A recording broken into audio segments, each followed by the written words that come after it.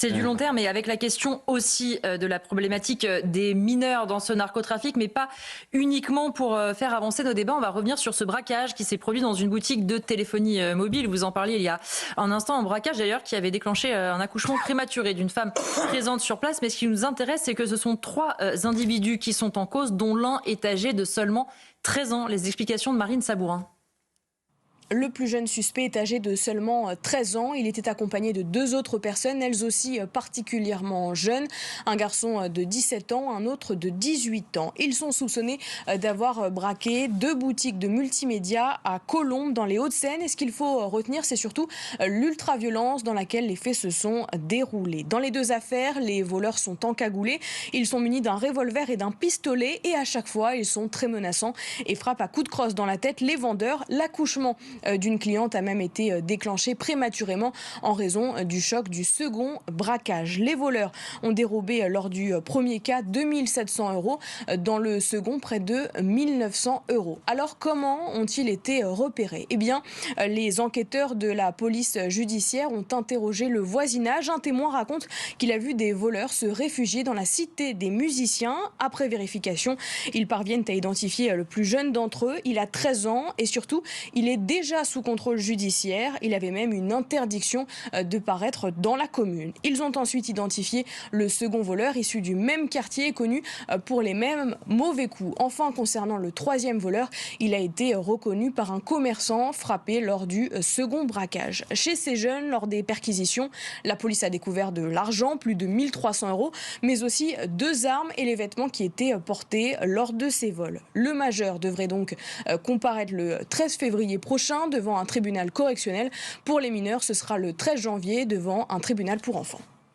Maggie Vicente, ce qui nous intéresse effectivement, c'est le profil de ce suspect. Il a donc 13 ans, il était déjà sous contrôle judiciaire avec une interdiction de paraître à Colombes à 13 ans. On voit maintenant, alors on disait au début à 18 ans, à 16 ans, à 15 ans, petit à petit on est en train d'abaisser le curseur. À 13 ans, on a des délinquants déjà, j'allais dire professionnels, c'est évidemment pas une profession, mais en tout cas qui ont déjà un beau parcours. Oui, j'évoquais tout à l'heure et je disais que la réalité avait dépassé la fiction.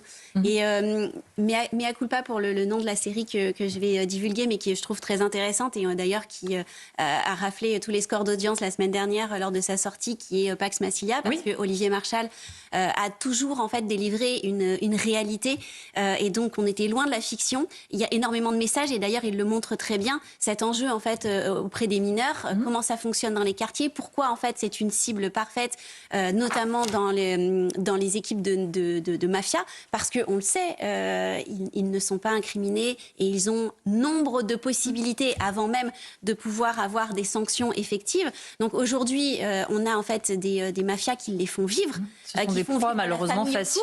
Et en fait, eux, ça leur donne notamment une légitimité, une reconnaissance sur le territoire. Ils ne se rendent absolument pas compte des risques qu'ils prennent. Et en fait, on les place face à des défis d'autorité pour voir s'ils sont en capacité, en fait, de jouer leur rôle et de mener justement ces actes. Et malheureusement, on a aussi un enjeu, on va dire, un peu plus local. Quand on connaît les collectivités, on le sait, ça va être un enjeu pour les municipales aussi, en termes de politique sécuritaire. On le voit très clairement là aussi à Colombes, ça fait partie des enjeux.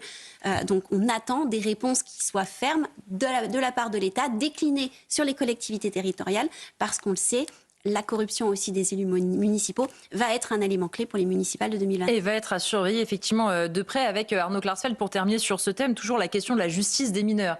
Gabriel Attal avait tenté de la réformer. Le Conseil constitutionnel a préféré l'éducation à la sanction, a préféré que l'excuse de minorité ne soit pas une exception. Mais quand on voit ces parcours de certains jeunes qui, à 13 ans, sont déjà des récidivistes, on se demande si ne pas les sanctionner, c'est vraiment un cadeau qu'on leur fait. On leur offre juste un parcours de récidive, en fait, à ces jeunes.